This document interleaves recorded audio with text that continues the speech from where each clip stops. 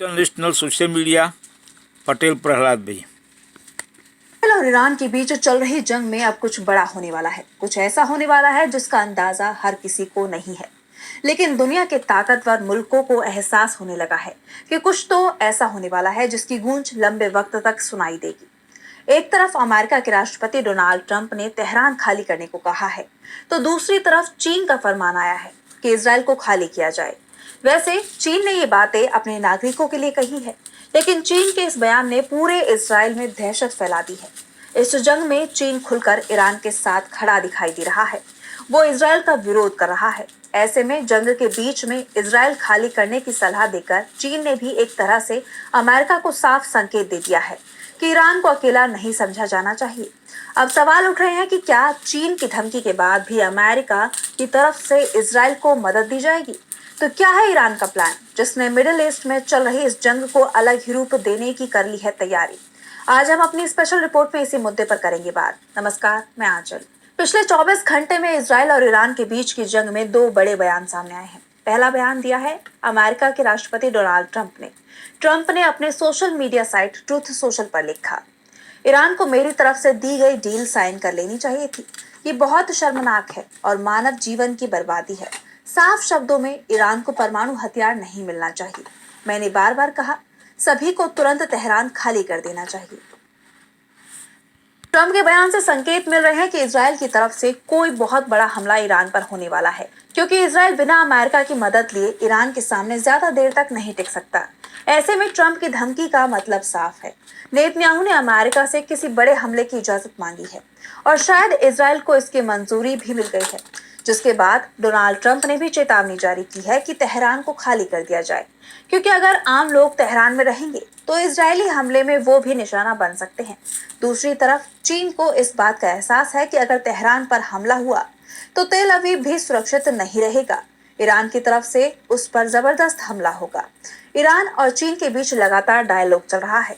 दावे तो यहाँ तक किए जा रहे हैं कि चीन की तरफ से ईरान को हथियारों की आपूर्ति भी की जा रही है। चीन खुलकर ईरान का साथ दे रहा है, लेकिन चीन की कोशिश है कि जंग को किसी तरह रोका जाए। पर एक बात साफ है, ईरान झुकेगा नहीं। सीजफायर को तो तैयार है, लेकिन दो शर्तों के साथ। पहली शर्त है कि वो पहले इजराइल को जमकर नुकसान पहुंचाएगा और दूसरा, सीजफायर की शुरुआत इजराइल करेगा, बाद में ईरान अपनी मिसाइलों को रोकेगा। यानी जंग की शुरुआत तो इजराइल ने कर दी है, लेकिन उसे खत्म ईरान करेगा। इस बीच चीन ने यह साफ कर दिया है कि अगर इजराइल और ईरान के बीच संघर्ष बढ़ता है या फैलता है तो मध्य पूर्व के दूसरे देश निश्चित रूप से इसका खामियाजा भुगतेंगे। चीन ने कहा था कि जंग की जगह बातचीत से मुद्दे हल किए जाएं। चीन के विदेश मंत्री वांग यी ने ईरानी विदेश मंत्री अब्बास अरागची को भी फोन किया।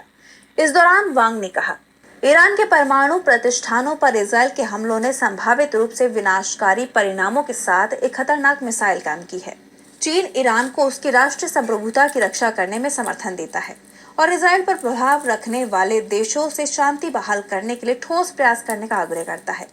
ईरान ने मिसाइलों से इजराइल पर हमले किए हैं, तो इजराइल ने तेहरान पर हमला जारी रखा, जिसमें एक और वरिष्ठ सैन्य अधिकारी की जान चली गई। और लाइव प्रसारण के दौरान हमले में सरकारी टेलीविजन परिसर को भी निशाना बनाया गया। मिसाइलों के हमलों और लंबे समय तक चलने वाले संघर्ष का असर सालों तक रहेगा। इस बात का डर है कि ये मध्य पूर्व को एक क्षेत्रीय संघर्ष में धकेल सकता है, जिससे व्यापक जनहानि हो सकती है और संभावित रूप से ऊर्जा प्रवाह और महत्वपूर्ण व्यापार मार्ग बाधित हो सकते हैं। चीनी विदेश मंत्री ने जिस मीडिया हाउस पर हमले की बात की, वो तेहरान में ईरान की सरकारी TV channel Islamic Republic of Iran broadcasting यानी IRIB है। इस न्यूज चैनल के ऑफिस पर इजराइल ने बमबारी की थी। इसके बाद बिल्डिंग में आग लग गई, जिसके चलते 3 लोगों की जान चली गई। ईरान की सरकारी न्यूज एजेंसी IRNA ने बताया कि जिन लोगों की जान गई उनमें न्यूज एडिटर नीमा रजबपुर और एक स्टाफ मेंबर मासूमे अजीमी शामिल है। ईरान के विदेश मंत्री अब्बास अरागची ने टीवी हेडक्वार्टर पर हमले पर चिंता जताई है। उन्होंने कहा कि ये इजराइल की बढ़ती हताशा को दिखा रहा है। ये नेतन्याहू सरकार की कायरता है। जब इजराइल जंग के मैदान में फेल होता है तो वो उन स्थानों को निशाना बनाता है जो सच्चाई रिपोर्ट करते हैं। इजराइल को पता होना चाहिए कि वो ताकत का इस्तेमाल कर अपना मकसद पूरा नहीं कर सकते हैं। इसके साथ ही चीन ने जिस महत्वपूर्ण व्यापार मार्गों को बाधित होने की बात कही है, वो है स्ट्रेट ऑफ हॉर्मुज, जो एक समुद्री रास्ता है जिससे दुनिया भर में तेल और गैस सप्लाई होती है। इसके जरिए दुनिया के देशों को 40% क्रूड और 54% तरल प्राकृतिक गैस की सप्लाई होती है और ईरान अगर चाहे तो इसे आसानी से बंद कर सकता है। स्ट्रेट ऑफ हॉर्मुज एक समुद्री रास्ता है। ये फारस की खाड़ी और ओमान की खाड़ी को जोड़ता है। फारस की खाड़ी से खुले समुद्र तल जाने का ये एकमात्र रास्ता है।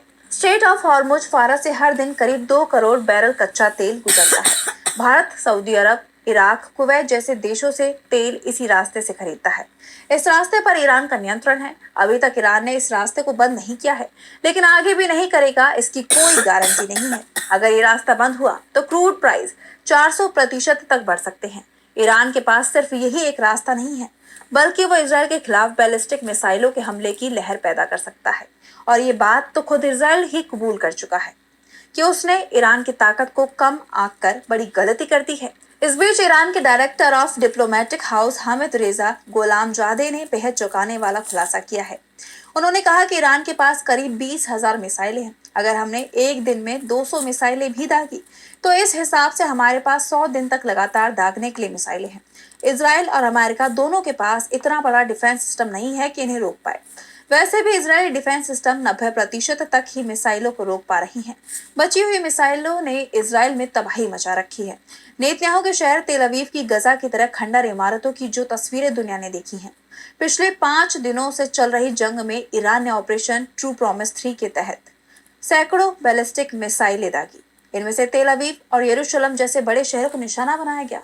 ईरानी मीडिया के मुताबिक तेल अवीव में 14 मंजिला इमारत जमींदोज हो गई, जिसमें 60 से ज्यादा लोगों की जान चली गई। धुआं और मलबे से शहर का नजारा गजा की तरह तबाह दिखाई दे रहा है। सबसे बड़ी बात तो यह है कि इजराइल का कोई भी हिस्सा अब सुरक्षित नहीं दिखाई दे रहा है। ईरान की सेना इस्लामिक रिवॉल्यूशनरी गार्ड कॉर्प्स यानी IRGC ने दावा किया है कि उसने इजराइल में मिलिट्री इंटेलिजेंस सेंटर और मोसाद ऑपरेशन प्लानिंग सेंटर को निशाना बनाया। इसके अलावा 24 घंटे में सैकड़ों मिसाइलें भी इजराइल को निशाना बनाते हुए छोड़ी हैं। ईरान के इस पलटवार का असर G7 की बैठक में भी दिखाई दिया। डोनाल्ड ट्रंप बैठक के बीच उससे ही अमेरिका वापस लौट गए। अमेरिका पहुंचकर ट्रंप ने इजराइल और ईरान के बीच चल रहे संघर्ष को वास्तविक अंत तक पहुंचाने की इच्छा जताते हुए कहा कि वो ईरान के साथ बातचीत करने के मूड में नहीं है। तो चीन ने ट्रंप पर तीखा हमला करते हुए कहा कि वो इस जंग को बढ़ाने की कोशिश कर रहा है। जंग में पानी की जगह पेट्रोल छिड़क रहा है। यानी चीन की तरफ से जो संकेत दिए जा रहे हैं उससे एक बात तो साफ है कि ईरान अकेला नहीं है, उसके साथ दुनिया के शक्तिशाली देश जुट रहे हैं। दूसरा, ईरान की तरफ से जिस तरह से पलटवार किया जा रहा है उसके बाद अमेरिका में भी चिंता दिखाई दे रही है और इसी के चलते पहले खुद को इस युद्ध से अलग बता रहे अमेरिका ने अचानक ही इजराइल के लिए हथियारों की आपूर्ति को बढ़ा दिया है। तो फिलहाल के लिए